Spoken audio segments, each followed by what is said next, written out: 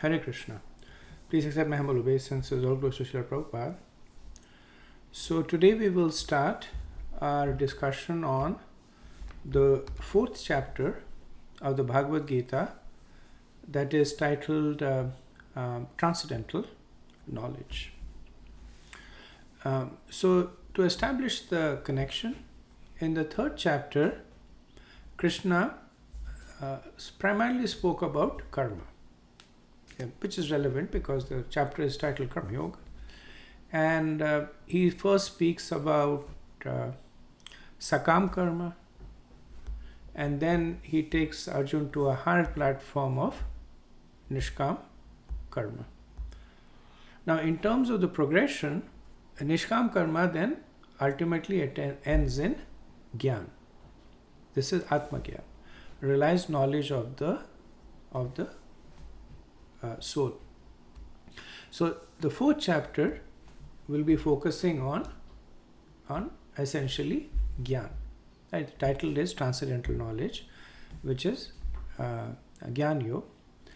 And Krishna will also present Gyan as the solution to the problem of lust that he notes towards the end of the third chapter, where Arjuna asks Krishna that even when one knows the repercussions of not following the Vedic injunctions, why does one still deviate? And Krishna said, it's lust only. And then he gives the solution that by knowledge slay this demon of lust. So what that knowledge is, Krishna is expanding. So just to understand, there are two aspects of knowledge. There is Gyan and there is Vigya. And generally, for the sake of simplicity, Gyan is used for both of them. Unless there is a distinction being made between the two. But there is a subtle distinction between the two. Gyan is knowing and Vigyan is realizing. Gyan is intellectual, Vigyan is experiential. Like science students, they will first sit in the class and they may read about how acids and bases react together to produce heat and salt and water. So that would be the Gyan.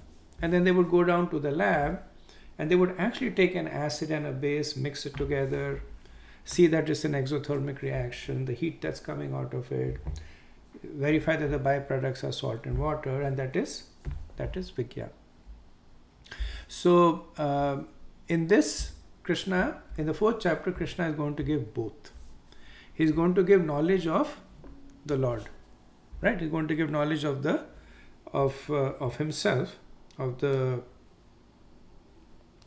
Supreme Lord, and he will also talk about the platform of Vigyan, which is the next stage to Nishkam karma. Okay, so let's move on to 4.1. 4.1. Sri Bhagavan Uvacha Imam Vivasvate Yogam Proktavanam Avyayam Vivasvan Manave Praha Manorikshvakave Bravet.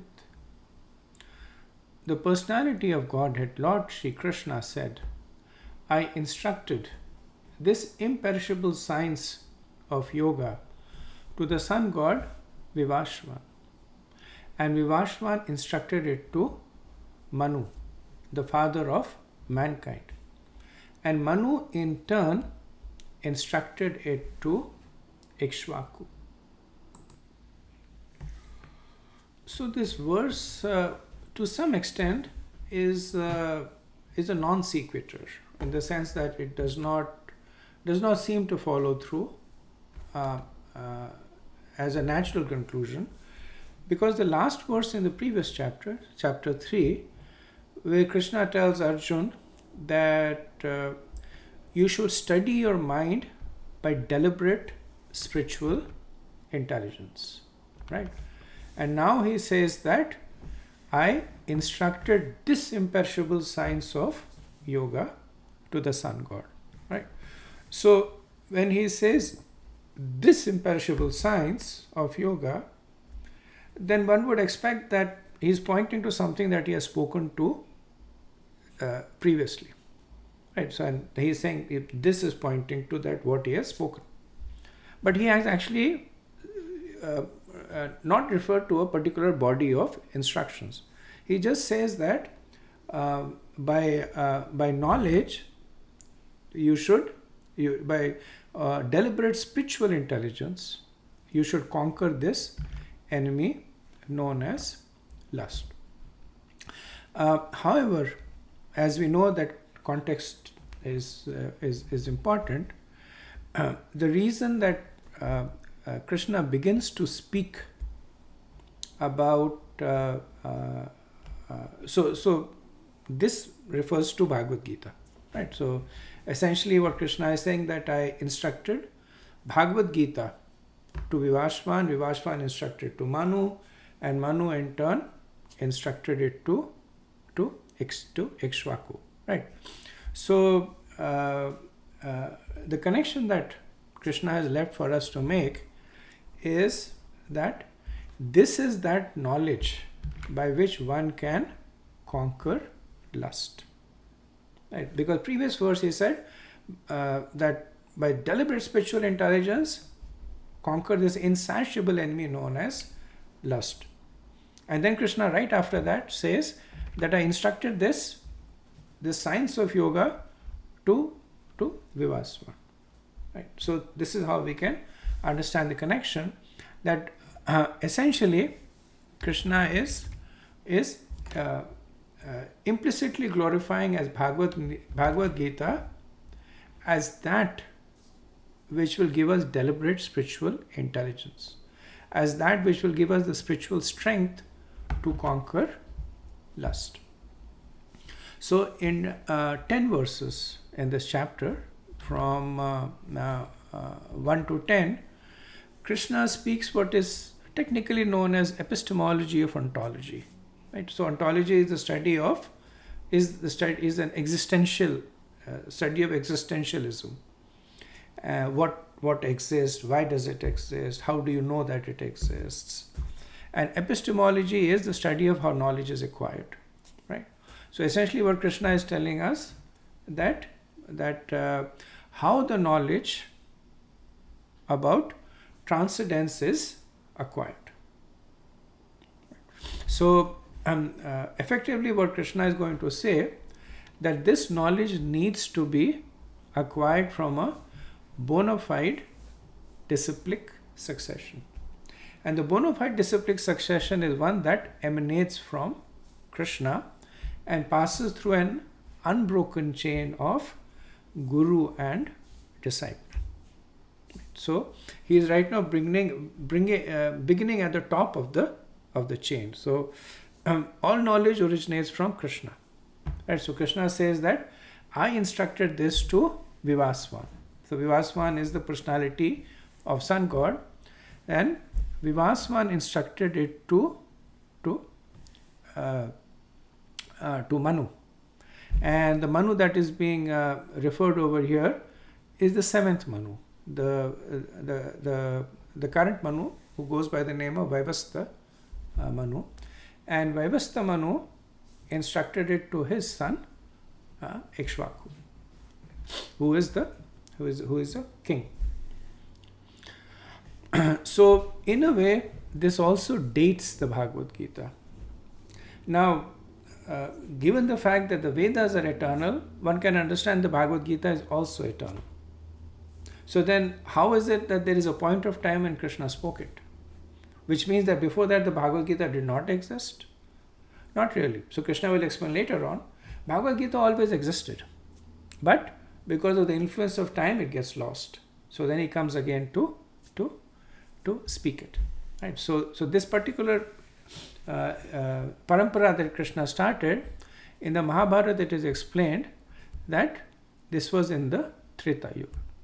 Right? So he spoke it first in the Treta Yuga and then he's speaking it again towards the end of the Dwapar Yuga.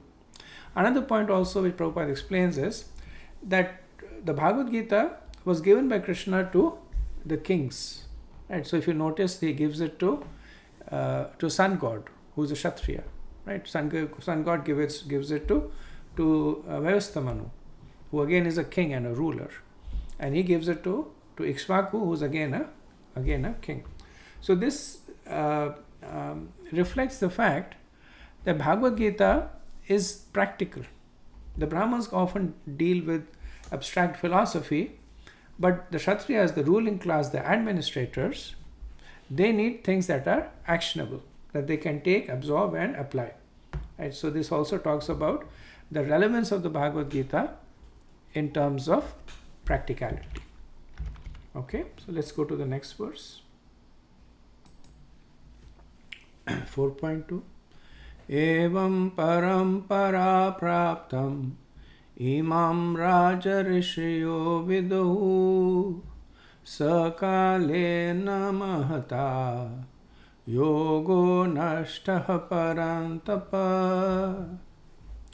This supreme science was thus received through the chain of disciplic succession, and the saintly kings understood it in that way.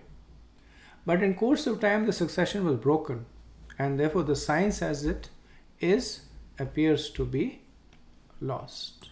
Right? So Krishna over here is explaining that even though he had spoken in Treta Yuga to Vivaswan, or rather to Manu and Vivaswan, etc., then one may say, what is the need for you to speak it now? And Krishna says that because the chain of disciplic succession, the parampara, has been broken. And different reasons, by the influence of time, because there was no qualified person, because of the activities of impious people, the disciplic succession could be broken. In this case, actually, there is a pastime in Varaha Purana where it is mentioned that once there was a drought, there was no rain, and except for the ashram of Gautam Rishi, where because of his piety, he was maintaining, rain was falling and there was full vegetation. So the Brahmanas took shelter of Gautam Rishi and they stayed in his ashram. And in due course of time, whatever the effect that was causing the rain to not fall, it passed away, and then it resumed raining. So then the Brahmanas wanted to go back to their ashram. But every time they did, Gautam Rishi was so attached to the association of Brahmanas that he would just insist that they would not go. And this would happen over and over again. The Brahmanas would say, we are going. Gautam Rishi would plead for them to stay, and they would stay back. And then finally the Brahmanas got tired. So they tried to figure out a way to get out of it.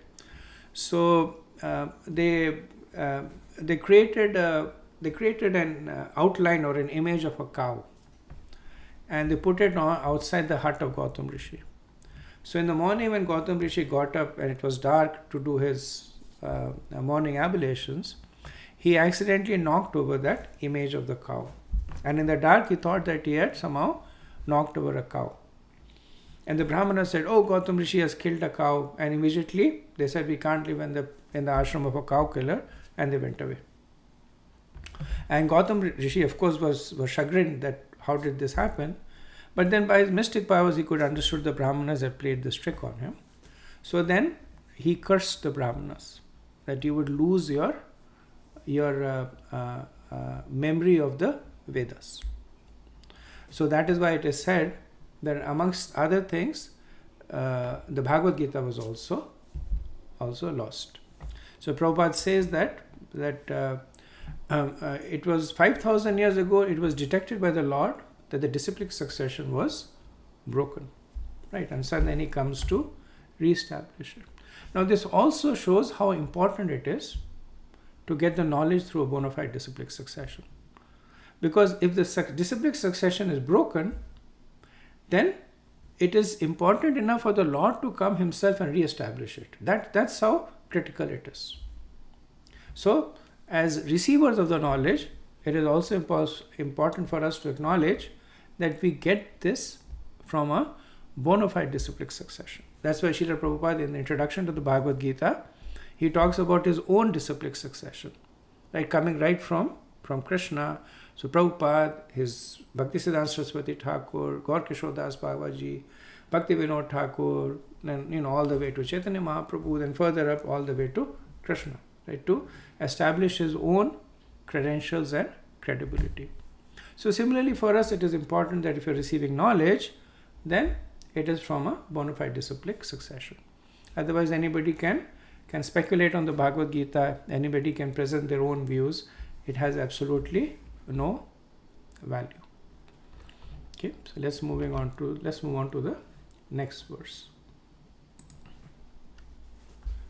4.3 Sa evayam maya tedya yogah proktah puratanaha bhakto se me sakha cheti rahasyam hayatad uttamam. That very ancient science of the relationship with the Supreme is today told by me to you because you're my devotee as well as my friend, and therefore you can understand the transcendental mystery of this science. So previous verses, Krishna was giving the qualification of the speaker, that the speaker should belong to a bona fide disciplic succession. Here Krishna is talking about the qualification of the receiver. Right? So he gives two reasons. He says that Bhakto asmi sakha cheti, that you are my devotee and my friend. Right? So when we are reading the Bhagavad-gita, we may say that Arjuna has a sakarasya. He is friendly with Krishna, but we are not. We are not that advanced. So that means that we are not qualified as per this verse to receive the Bhagavad-gita? No. So what it means over here is that the person has a friendly disposition to Krishna.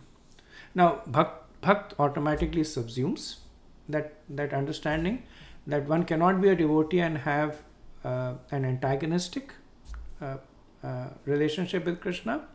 But Krishna is emphasizing it that at least the person should be positively disposed towards me. He should have some kind of a faith, right? At this point, he is not talking about asakta bhakti, but some faith and a friendly disposition, right? And then he gives the third reason, that he says rahasyam hayatad uttamam, that this is the greatest secret. So Krishna makes this point to emphasize that is the reason that he does not speak it to everybody else. Right? Arjuna might say, this is so potent, why are you only limited to bhakto me sakha cheti, right? Let it be available for everyone. And Krishna says, rahasyam hayatad uttama. What is the secret buried in the Bhagavad-gita? How to achieve Lord. How to establish a relationship with Lord. It's like there's a very, very rich person, right? And he's giving you the map of how to get into his house, right into his living room, to eat in his kitchen and to sleep in his bed. So he's obviously going to be careful because rahasyam hayatat, because this is the most transcendental secret. Now one might say, but Krishna is speaking this to everyone. He spoke it on the battlefield. The Kauravas were listening to it. The demigods were listening to it. The Pandavas were listening to it. And now the Bhagavad-gita is published, and in fact it is actively distributed without. So it's not that a person has to fill up a questionnaire first, that, are you devotee, are you friendly, is given to everybody. But still, Bhagavad-gita has that protection. So the protection is that unless one is a devotee of the Lord, the Bhagavad-gita will always remain a secret. And to those who are devotees of the Lord, the Bhagavad-gita will reveal the greatest secret. So there are people who will read the Bhagavad-gita, but not in a mood of devotion, and they will draw all kinds of conclusions, and empirically we see that. Prabhupada in the introduction writes that there are more than 2,000 versions of the Bhagavad-gita, all of them giving different kinds of conclusions. Why? Because that thing is missing, the Bhaktam Asimi Sakha Cheti. So to them the Bhagavad-gita is a inconceivable secret. Right? And to those who are approaching it in a mood of faith and surrender, through the proper disciplic succession, the Bhagavad-gita reveals the greatest secret. Okay, moving on to the next verse. 4.4. Arjuna vacha aparam bhavato janma param janma vivasvataha katham etad vijaniyam tvamadau proktavaniti. Arjun said, the sun god Vivaswan is senior by birth to you. How am I to understand that in the beginning you instructed this science to him? So another confusion from Arjun's side. Like previously he had said that you're speaking about performing activities, giving up activities. I'm confused. Now this is a more logistic. That was a philosophical confusion. This is more logistic, but it will result in a philosophical answer. So Krishna and Arjun were contemporaries. Right? They were cousins. They were about the same age. So Arjun knows how old Krishna is, right? And he also knows, because he is well versed in the scriptures, he also knows that when did Vivaswan appear, right? According to the Acharyas, when Krishna says, I spoke it to Vivaswan, they dated to at least 2 million years ago, right? So that's why Krishna says, aparam bhavato janma and param janma vivasvata. That you were born recently, aparam. And Vivasta was born a long time before you. So how do I understand that you spoke it to Vivasva? Another understanding also is in terms of status. So Vivaswan is the sun god, he's a demigod, right? Divya. And Krishna appeared in Manushya Roop, right? He was born of human parents. He was a prince in the Vrishni dynasty. So Arjuna is saying that you are like me. In fact, Arjuna would tease Krishna that he belongs to a inferior Kshatriya dynasty, right? Arjuna belonged to the powerful Kuru Vamshis, and Vrishnis were a smaller, subservient Kshatriya dynasty. So he's saying you belong to this Kshatriya dynasty, and Vivaswan essentially is the founder of one of the Kshatriya dynasties. So as you know, all the Kshatriya dynasties, they descend from either sun god or moon god. So they're either Suryavanshis or Chandravanshis, right? And Arjun and Krishna specifically were Chandravanshis. They came down from moon, and sun god and moon god are contemporaries, right? So by that, Arjun is also saying that Vivaswan is the exalted demigod, one of the 5 important devas, who's also the progenitor of the Kshatriya dynasty, just like Somadev, and you are inferior because you were born within that dynasty. So how did you instruct him? Now Acharyas say that Arjuna of course knows the position of Krishna, but he is asking this question to settle the doubts in the minds of those who are hearing. Because many people have this misconception rather, well, Krishna was born from Devaki, and Vasudev, and he lived for some time and then he died. So maybe he was an extraordinary person, but he was nevertheless a person, right? But if that classification is applied to Krishna, then it makes him fallible, and then everything that he speaks also becomes fallible, right? So there's no value in like it is said that all the conditioned beings, they have 4 defects, right? They have imperfect senses, they are illusioned, they have a tendency to commit mistakes, and they have the propensity to cheat.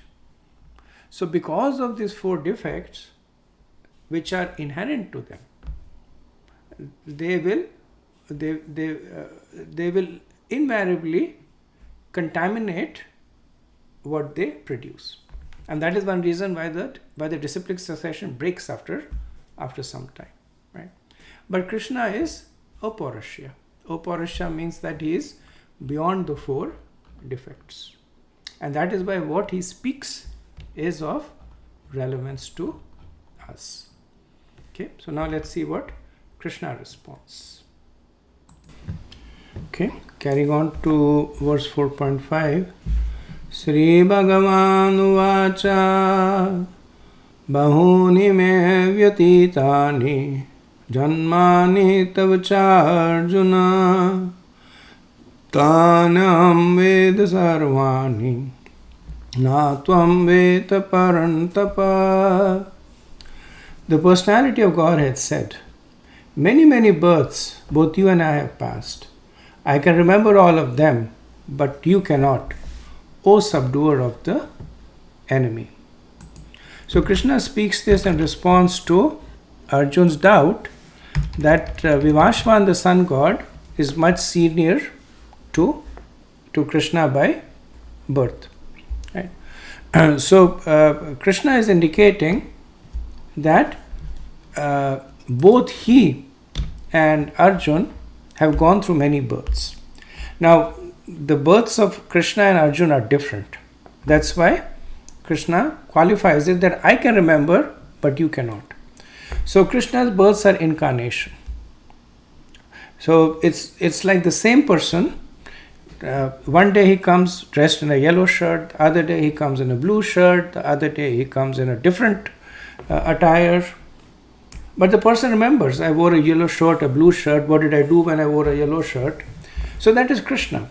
He's coming in different incarnations, which is why he never forgets anything. However, Arjun, it's a different scenario. Because Arjun is a fallible jiva, then when he takes a birth, he forgets about his previous birth. So we can understand when Krishna says many, many births, he's talking about his incarnations, but he's talking about the seminal birth of Arjun.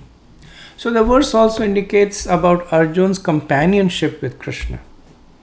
So as it is said that Krishna and Arjun also expand into Nar-Narayan Rishi, where Krishna is Narayan and Arjun is Nara. So in different yugas, when Krishna comes, he comes with his eternal associates. And Arjun, being an eternal associate, comes over and over again. But since he is not Krishna, he does not remember. So Krishna addresses Arjuna as Parantapa, subduer of enemy, and there are 3 explanations to that name. So the first is that Krishna is saying that to Arjun that you are considering yourself to be a Kshatriya during this life. But that is only your designation in this life. Many, many births you have taken and you may have had different designations. Second, Krishna when says addresses Arjuna Parantapa, saying that you are a very powerful personality. You are able to subdue so many enemies, but yet you cannot conquer the destructive nature of time in terms of birth and death. That only I can conquer because I am the personality of Godhead. And third, Krishna is calling Arjuna Parantapa to say, I am relying on you to subdue the enemies of irreligion. Right? This verse, it talks about the eternality of Krishna and Jiva, which has already been established in 212. Krishna already said, Natvayam Jatunashram, that never was a time when I did not exist, nor you. So that's not new information. But the new information that he's adding is that I am always the same. I am eternal. So in Gopal Tapani Upanishad it is said, Ekopi san bahuda yo vabhati. That though the Lord is one, he appears as a man. So just the appearance of Krishna in the Yadu Vamsha as the son of Vasudeva and Devaki, this is the Leela, this is the pastime of the Lord.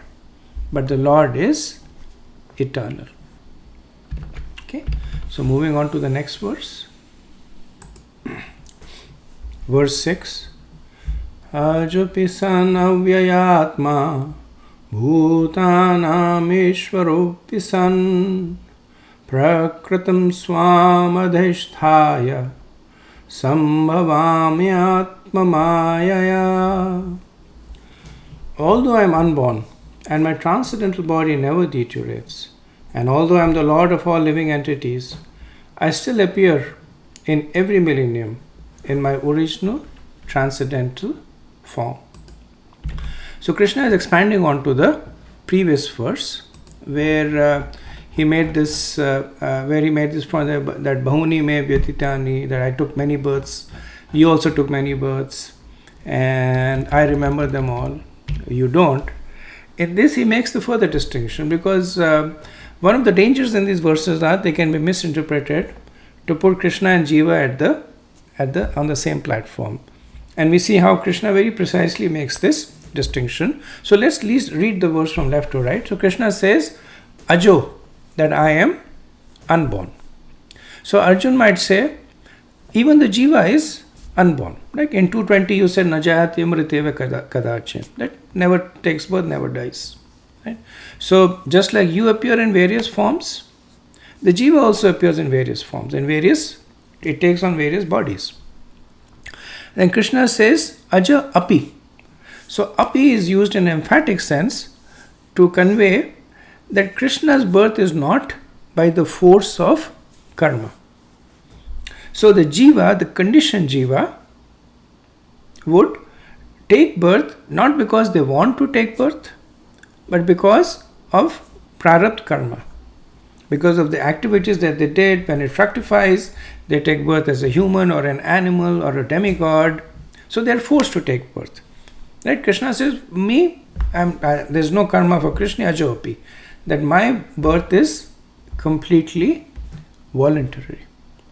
Now Arjun might object that the conditioned jivas, they take birth driven by their past karma, but then there are liberated jivas also. And they appear because of their own desires. Like it is said, the acharyas, the exalted devotees that come for preaching purposes, they are not driven by karma. They come as a service to the Lord. Arjun himself is in that category. So Arjun might say the liberated jivas also ajapi. They don't take birth driven by karma. So Krishna then says, even the liberated soul is fallible. I am different. I am always prakritim swam adhishthaya. Right? So I am always situated in my original nature, swarupa. Right? So the difference between Krishna and the liberated jiva is Krishna is always infallible and the jiva is always fallible, whether they are in a conditioned or a liberated stage. Right? So Krishna uses the word atmamayaya, and atmamayaya has two meanings in this verse. One is atmaya means out of my free will. So my birth is because of my desire, and atmayaya also means my devotees. So as Krishna will say later on, he says I come because of my desire to associate with my devotees, because of my mercy on the devotees. So in this way Krishna is making a distinction between himself and the jiva, And he's also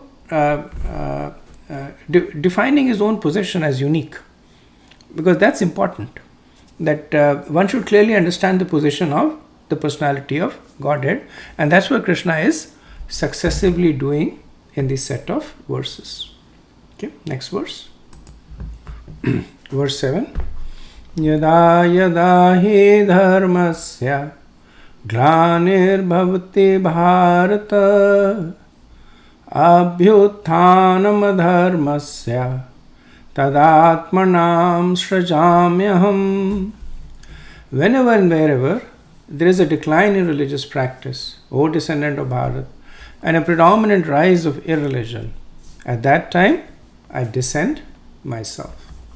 So previous verse, Krishna spoke about how he comes repeatedly.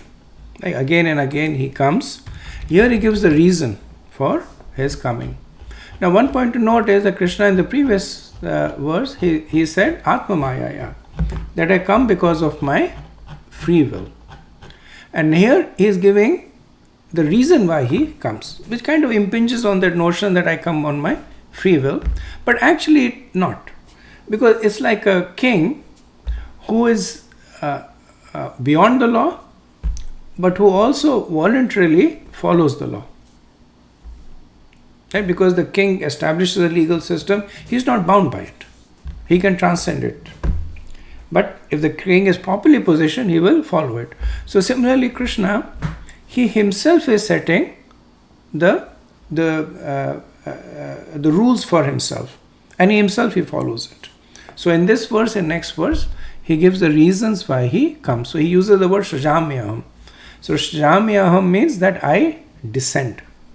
Right? So he makes this point that he does not take birth.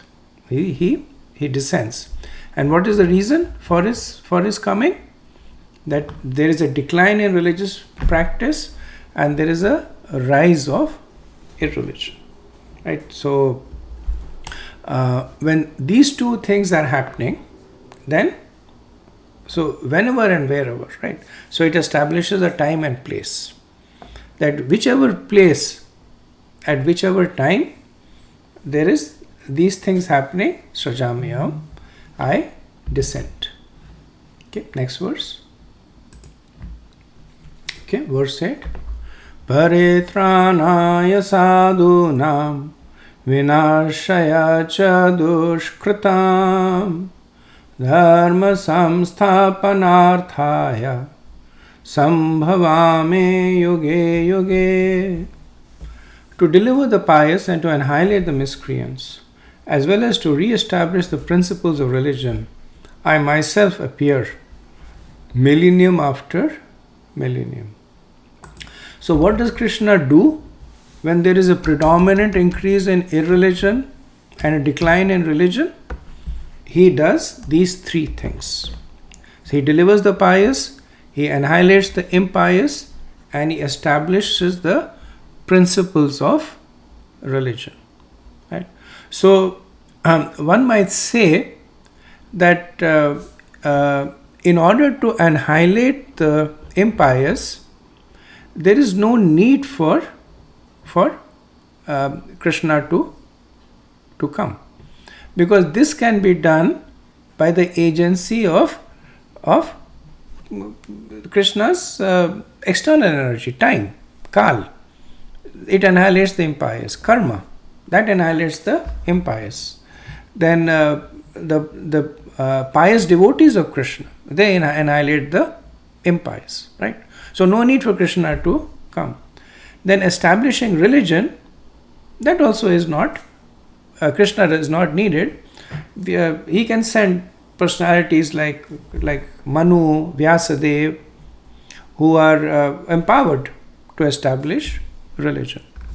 But the reason, the paritranaya sadhuna, that deliver the pious, that is the reason that Krishna comes personally, because his devotees relish his personal association, and he relishes associating personally with his devotees.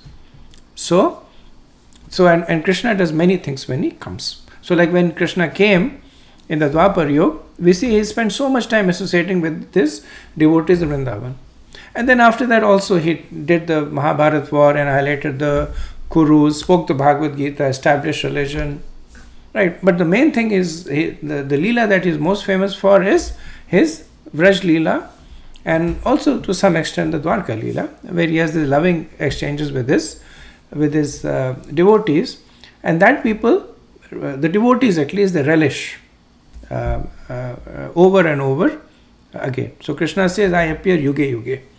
So yuge yuge means that he appears in every day of Brahma, or he appears in every yuga, in every Chatur Yuga, in a day of Brahma.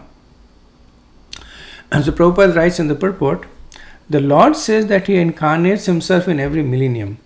This indicates that he incarnates also in the age of Kali. As stated in Srimad Bhagavatam, the incarnation in the age of Kali is Lord Chaitanya Mahaprabhu.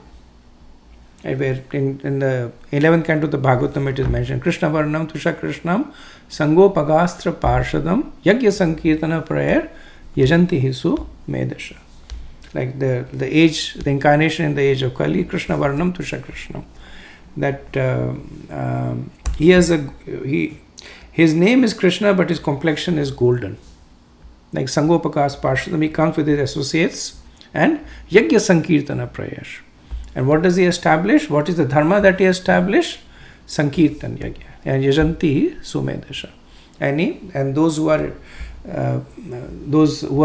Sumedasha, those who have finer intelligence, they follow through.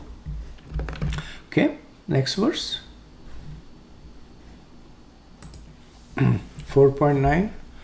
Janma karma cha me devyam evam yo veti tatvatah taktva deham punarjanma neti mameti so Arjuna.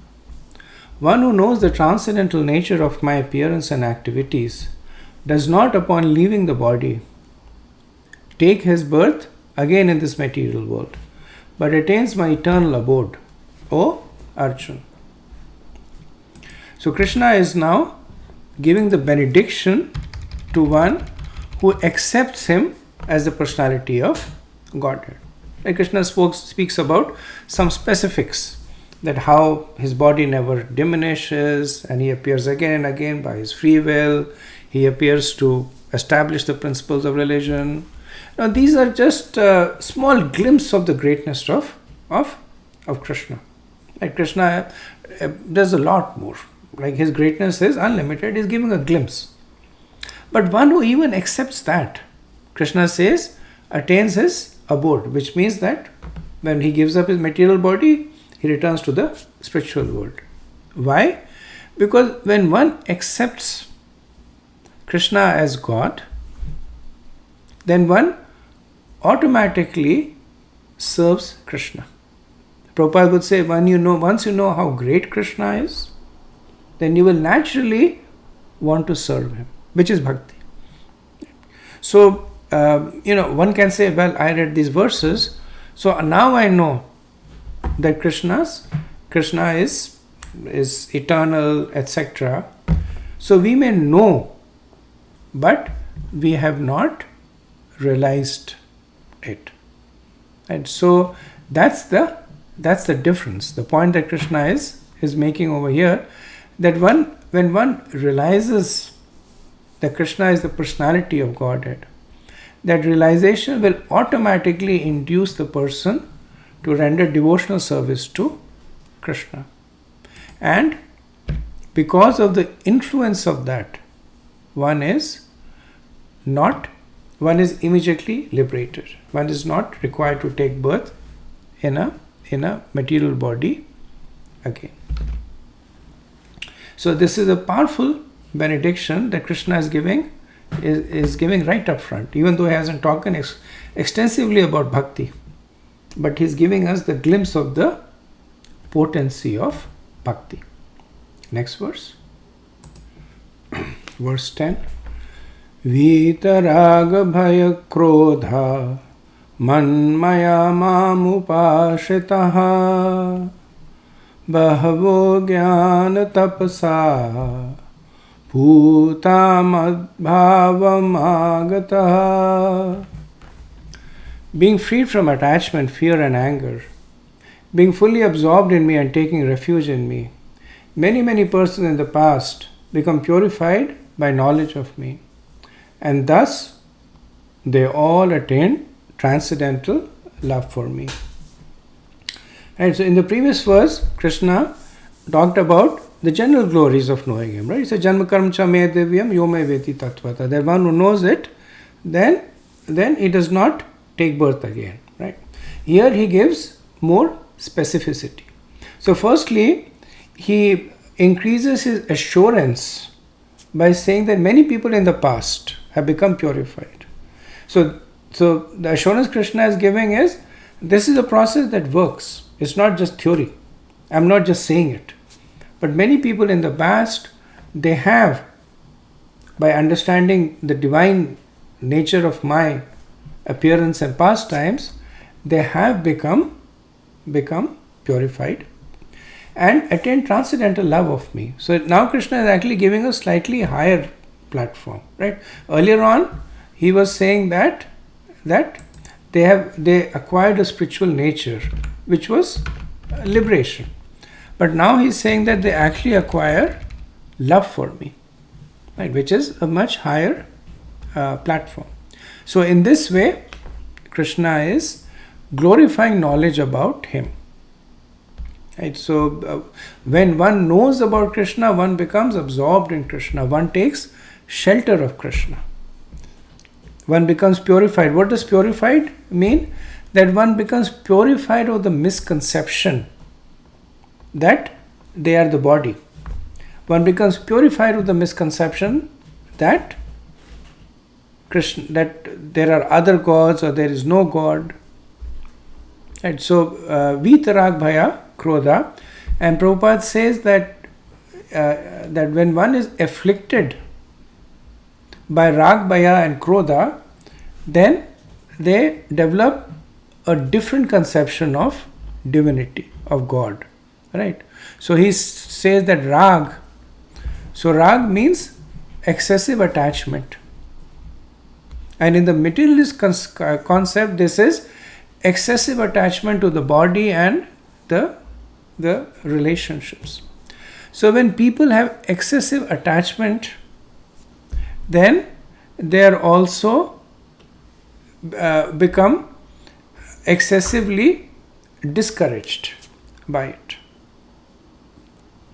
So when they're informed that even when you attain spiritual perfection, there still will be relationships. There still will be people that you have to deal with. And they will say, too much. Right? So they basically veer towards impersonalism. Because they see their attachment to the personal form as a cause of suffering. So because of that excessive attachment that they relate to suffering, they refuse to accept the personal form anymore. So they say that God is not a person, but God is impersonal. Then bhaya, fear is actually an acute stage of attachment. Right? So when there is excessive attachment, there is fear that attachment might break, or there may be suffering. So they become afraid of the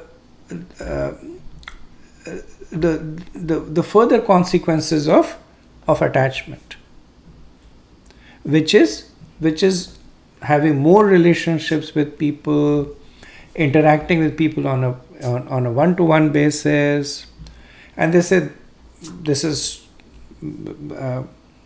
more of the same. So they essentially they go towards voidism, right? Shunyavadi. So for them, perfection is that I cease to exist. There is no God, Shunya, there is no God, and I cease to exist. Because after that, there is no I and you, there is no relationship and there is no attachment. And krodha, anger, is essentially the anger at the confusion in terms of discerning what should one do from a spiritual perspective. And actually, then this is probably a fairly common occurrence, that across religions, things are presented differently. Even within religions, things are presented differently. So then people become confused. What should I do? Some religion says this, some religion says that. Even in my religion, there are different things. So best is to reject all religions. So they become atheists. Right? So rag results in impersonalism, bhaya results in voidism, and krodha results in atheism. Right? And Krishna says, vitarag bhaya krodha. That one gives up these three misconceptions of voidism, atheism, and impersonalism, and manmaya ma pashrita, and takes faith in him, and putabha madbhavam agata. And thus purified by the knowledge of Krishna, they take shelter of Krishna and achieve transcendental love for him. Okay, so we will end over here, and in the next discussion we will resume from verse 11. Thank you very much. Hare Krishna. All glories to Srila Prabhupada.